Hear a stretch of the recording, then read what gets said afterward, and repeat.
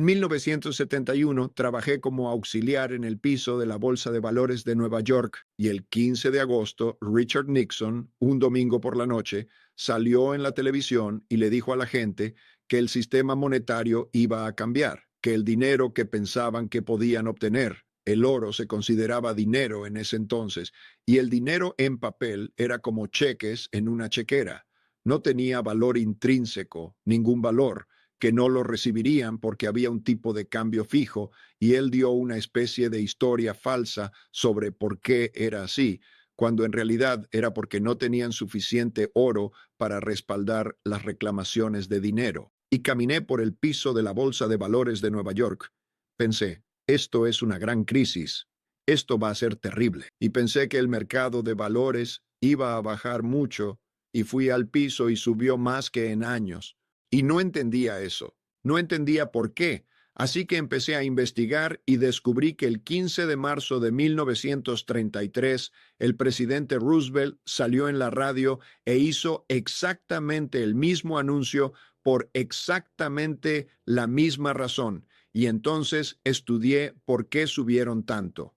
Bien, devalúas el dinero. Cuando devalúas el dinero y facilitas mucho el acceso al dinero, las cosas suben. Así que aprendí no solo la naturaleza de ese mecanismo, sino que también aprendí que las cosas que me sorprendían en la vida a menudo eran cosas que nunca habían ocurrido en mi vida, pero que sí habían sucedido en otros momentos de la historia. Así que estudié la Gran Depresión. Pensé, bien, debería estudiar todos los grandes acontecimientos que han ocurrido. Y estudié esa Gran Depresión. Y como resultado de eso, en 2008 pude anticipar la crisis financiera global antes de que ocurriera. Y la razón es que cuando tienes una crisis de deuda y las tasas de interés bajan hasta llegar a cero, de modo que ya no pueden bajar más, seguir recortando las tasas de interés ya no va a funcionar. Y lo que aprendí al estudiar este evento en 1933 es que cuando eso sucede, el gobierno imprime dinero y compra los bonos. Así que lo que ocurrió en 2008 fue exactamente eso, y no lo habría entendido si no hubiera estudiado lo que pasó en aquel entonces.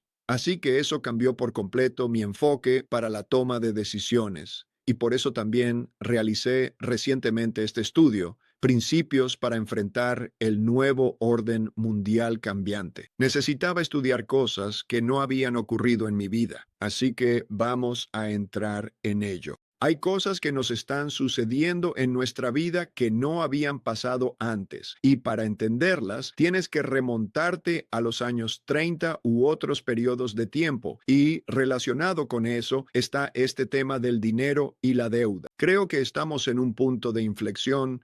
Y pienso que la gente, no los economistas, la gente y todos los responsables de políticas no comprenden adecuadamente el gran ciclo de la deuda. Ellos entienden los ciclos de deuda a corto plazo. Ya sabes, la economía está débil, la inflación baja, hacen que el crédito esté disponible, todo sube, las acciones y todo sube, hasta que hay demasiado y aparece la inflación, entonces endurecen el crédito y así sucesivamente. Pero el gran ciclo de la deuda no se entiende y sin embargo ahí estamos. Estamos al borde de uno de estos. Realmente hay tres factores que impulsan el gran ciclo de la deuda. La mayoría de la gente piensa que las tasas de interés suben por la inflación, por el endurecimiento o la flexibilización de la política monetaria, pero no se dan cuenta de que existen límites para el crecimiento de la deuda, y así es como sucede. Las deudas de una persona son los activos financieros de otra,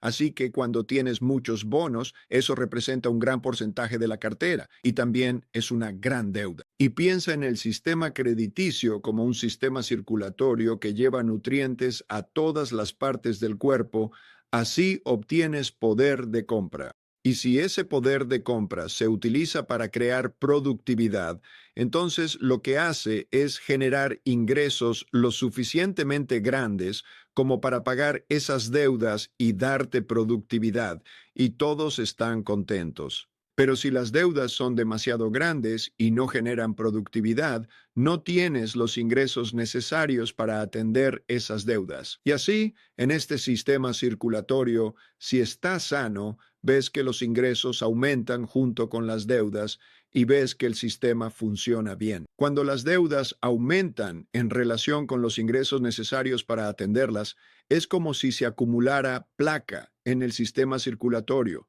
porque significa que, en primer lugar, tienes un problema de servicio de la deuda, que tienes que pagar ese servicio. Y eso es como la placa, ya que deja menos espacio para gastar. Por ejemplo, el gobierno de Estados Unidos tiene un pago de intereses de aproximadamente $1 billón al año. Y si no tuvieran ese pago de intereses, tendrían $1 billón más para gastar. Y ese proceso empeora cada vez más con el tiempo. Además, hay que refinanciar la deuda que se acumuló anteriormente. Así que este año tenemos que refinanciar un poco más de $9 billones de deuda.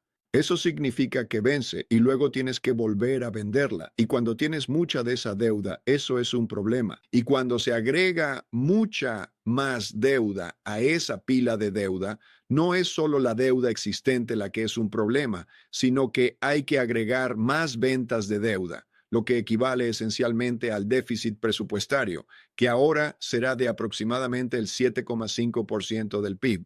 Tienes que vender esos, tienes que venderlos a personas, instituciones, bancos centrales o fondos soberanos que poseen estos bonos. Bueno, ellos ya tienen demasiados bonos y ahora tienen que renovarlos y tú tienes que vender estos nuevos bonos que están saliendo. Y eso puede ser un problema. Y puede ser aún peor porque si ellos no tienen, si dicen, oye, hay demasiados de estos bonos y ya tengo suficientes y no quiero comprar más, o peor aún, podría haber algunas razones por las que no quieran comprarlos, como por ejemplo sanciones, ¿de acuerdo? Estamos viviendo en un mundo similar al de la década de 1930 y si yo fuera chino, me preocuparía de que lo que me suceda sea lo mismo que les pasó a los japoneses en los años 30, que fue que congelamos sus bonos, es decir, no recibieron su dinero. Hoy en día, con las sanciones, demasiados bonos y demás, cuando calculo quiénes son los compradores y cuánto tenemos que vender, encuentro un gran desequilibrio y sé cómo funciona eso, ¿sabes? Lo que sucede es que los bancos centrales compran estos bonos, imprimen dinero y compran los bonos y luego pierden dinero con esos bonos y el Banco Central termina con un patrimonio neto negativo y así se genera esta espiral. Cuando llegas a la parte del ciclo en la que tienes que pedir dinero prestado para pagar el servicio de la deuda y luego los tenedores de esos bonos dicen, bueno, es una situación arriesgada en el mercado de crédito privado. A eso lo llamamos la espiral de la deuda, la espiral mortal de la deuda, porque cuando tienes que refinanciar las deudas, pero es arriesgado, los diferenciales de crédito aumentan y cuando los diferenciales de crédito suben, eso incrementa el servicio de la deuda y se convierte en una espiral que es un problema. Así que, según mis cálculos, estamos bastante cerca de ese punto. Primero, hay que empezar a hacer el análisis de oferta y demanda. Es sencillo. Cuando empieza a ocurrir la dinámica que describí, puedes notarlo porque la cantidad que se vende ya no la compra el sector privado ni esos otros compradores y entonces el Banco Central tiene que intervenir, imprimir dinero y cubrir esa diferencia y eso devalúa la moneda. Entonces, vimos, llamémoslo una palpitación, doy este ejemplo, es como un ataque al corazón. Lo vimos en 2020 y 2021, cuando el gobierno necesitó en 2020 enviar mucho dinero. De hecho, envió aproximadamente el doble de la cantidad de dinero que la gente perdió en ingresos o que las empresas perdieron. En ese momento, enviaron el doble de dinero. Y luego, en 2021, lo hicieron de nuevo sin que fuera necesario, pero hubo un cambio de una política de centro derecha a una política de centro izquierda en la que la renta básica universal y el deseo de implementarla hicieron que se emitiera ese dinero. Entonces, ¿de dónde sacó el gobierno ese dinero? Lo obtuvieron del Banco Central que produjo el dinero y lo distribuyó. Y entonces todos reciben todo ese dinero y se sorprenden de que los precios subieran. Entonces, bien, tienes esa ola de inflación. Eso fue como un ataque al corazón de advertencia. La alternativa ha sido un problema. Es como alguien que ha acumulado colesterol y ha vivido de esa manera y dice, no he tenido un ataque al corazón. Y toma eso como un refuerzo positivo, cuando en realidad son los síntomas y los indicadores de que estás teniendo un ataque al corazón, un ataque al corazón económico, una crisis de deuda. Así que deberíamos preguntarnos, ¿eso es lógico? ¿Ha sucedido antes? ¿Y entonces qué hacemos al respecto? En lugar de decir, no tenemos que preocuparnos por eso. Verás un aumento en las tasas de interés, un endurecimiento. De hecho, esto siempre ha ocurrido y sucedió en 2020. Verás un aumento en las tasas de interés. Esto se manifestará como un aumento en las tasas de interés y una disminución en el valor del dinero, especialmente en relación con el oro o quizás con otras monedas. Aunque esto es algo que afectará a todas las monedas, porque todas estarán en la misma situación, todas se depreciarán nuevamente, juntas. Y verás que las tasas suben incluso cuando la Reserva Federal está flexibilizando. Luego verás que la Reserva Federal interviene y compra y realiza otra flexibilización cuantitativa, y entonces verás el tipo de reacción que viste en 2020 y 2021, donde no solo el componente inflacionario, sino también el oro y otros precios de activos, en cierto sentido, subieron. Se verá así. Lo que sin duda verás es a la Reserva Federal interviniendo y comprando mucho, como lo hizo antes, y no necesariamente tiene que hacer un anuncio, pero intervendrá de esa manera, como lo hizo en 2008 o en 2020, solo que en una escala mayor.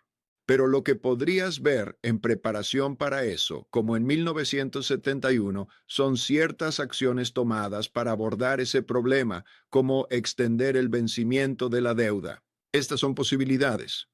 Pero creo que el gobierno lo haría de tal manera que, por ejemplo, ese país va a ser sancionado y, por lo tanto, para sancionarlo, no vamos a pagar la deuda. Eso sería algo muy clásico y sin duda deberían encenderse las alarmas en tu mente ante esa señal. No estoy diciendo que vaya a suceder, pero esa es una de esas cosas. Y entonces podrías ver al gobierno diciendo que van a reestructurar la deuda. No dirán que es un impago. Dirán, bajo esta política estaremos mejor. Si no incumplimos, no cambiaremos lo que vas a recibir, pero lo vamos a distribuir en más años. Eso será una reestructuración de la deuda, combinada con cierta monetización de la deuda. En otras palabras, una política del Banco Central en la que compran parte de esa deuda. Así es como se verá eso. Si la situación empeora, entonces podrían ocurrir cosas más extremas. No creo que sea una depreciación del dólar en relación con todas las demás monedas. Creo que todas las demás monedas se depreciarán junto con el dólar. En otras palabras, depende de cada banco central. Y prácticamente en términos de otras monedas, es un concurso de fealdad. Ya sabes, está el euro y la situación europea, que es terrible. Está el yen japonés, tienen una enorme cantidad de deuda que están monetizando y así sucesivamente. Está el renminbi chino y esa tampoco va a ser una reserva de valor segura. Y ninguna de esas monedas va a ser lo que llamarías fuerte. Así que creo que será muy parecido a los años 70, que a su vez se parecieron mucho a los años 30, en los que todas caen en relación con el oro u otros activos duros similares. Y sabes, la pregunta será, ¿cuál es el dinero alternativo? ¿Cuál es el dinero alternativo que es estable en su oferta? Bitcoin podría ser una parte de eso, podría ser una parte importante de eso. Pero ¿cuál es el dinero alternativo? Porque la deuda es dinero y el dinero es deuda. Cuando digo que la deuda es dinero a futuro. Tú tienes esto y la gente te va a dar dinero. Y el dinero se almacena en un instrumento de deuda. Cuando tienes tu dinero, lo estás poniendo en un instrumento de deuda. Así que son lo mismo. Cuando tienes demasiada deuda, su valor baja. Así que yo pensaría que es más como el oro, Bitcoin. ¿Cuál es el dinero alternativo? El dinero tiene dos propósitos, ¿verdad? Un medio de intercambio y una reserva de valor. En cuanto a medio de intercambio, puede seguir funcionando como medio de intercambio. En la República de Weimar, en Alemania, o en la Argentina recientemente, podías llevar carretillas llenas de dinero y aún así podías intercambiarlo. Tenían tanto dinero que no podían contarlo, así que lo pesaban. Esto es literalmente lo que sucedía. Así que el dinero puede usarse como medio de intercambio, pero como reserva de valor no va a ser utilizado y la gente buscará otras reservas de valor que sean movibles y negociables. Así que, por ejemplo, en los años 30 y luego en los 40, ¿qué hacían los países entre sí? No iban a confiar en que el otro país no imprimiría dinero o haría eso. Por eso intercambiaban oro, porque el oro tiene esas características. Su suministro es limitado, no es fácil de fabricar y, a lo largo de la historia, ha sido mantenido por los bancos centrales. Se utiliza. Hoy en día, el oro es la tercera mayor moneda de reserva. Primero está el dólar, luego el euro, después el oro y luego el yen japonés. Y por eso digo que en esa dinámica en particular, uno se pregunta, ¿cuál es el verdadero resguardo de valor? Yo hago hincapié en el oro, pero el Bitcoin también tiene elementos de eso. No es el sector inmobiliario, porque los bienes raíces están fijos en un lugar. Tienes un problema con los bienes raíces. Los bienes raíces están fijos en un lugar. No puedes moverlo de un lado a otro. No puedes, no funciona de esa manera. Es muy sensible a las tasas de interés. Así que cuando suben las tasas de interés, le afecta. También es muy fácil de grabar. Como no se puede mover, es fácil ponerle impuestos. Así que no es algo que se pueda intercambiar fácilmente. Por eso hay un número muy limitado de monedas alternativas. Lo que no sabes sobre el futuro es mucho mayor que cualquier cosa que alguien sepa sobre el futuro. Así que siempre tenemos que ser humildes. Lo que necesitas es una diversificación adecuada para crear un portafolio. El oro funciona bien cuando esos otros activos que normalmente tienes en tu portafolio no funcionan bien en una crisis así. ¿De acuerdo? Así que si tienes, digamos, muchos bonos o ese tipo de cosas, la cantidad óptima en un portafolio típico está en torno a un poco menos del 15%.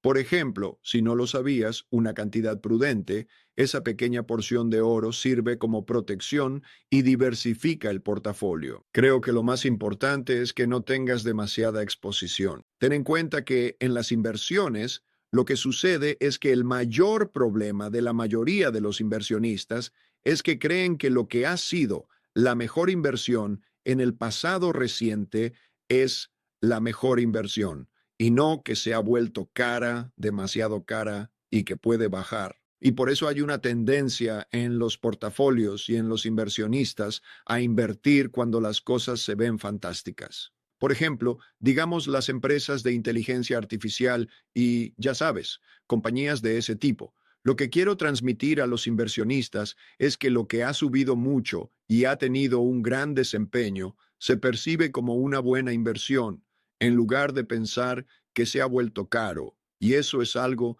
de lo que deben cuidarse. Y que la mejor empresa no es necesariamente la mejor inversión, así como el mejor caballo en una carrera de caballos no es necesariamente la mejor apuesta, porque hay probabilidades y obstáculos que ya están reflejados en el precio. Así que si vas a apostar en una carrera de caballos, tienes la misma probabilidad de apostar por el peor caballo para ganar, porque las probabilidades cambian, están descontadas. Sabes, ese podría ser el que paga 50-1, y así son los mercados. Es como un partido de fútbol americano. Tienes que superar la diferencia de puntos. Así que esa dinámica significa que deberías equilibrar la mayoría.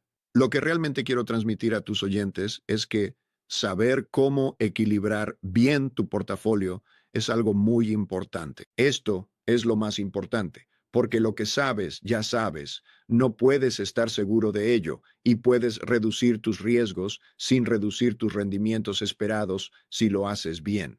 Doy muchos ejemplos. La mejor combinación es mezclar adecuadamente movimientos depresivos con movimientos estimulantes, lo que yo llamo un desapalancamiento hermoso.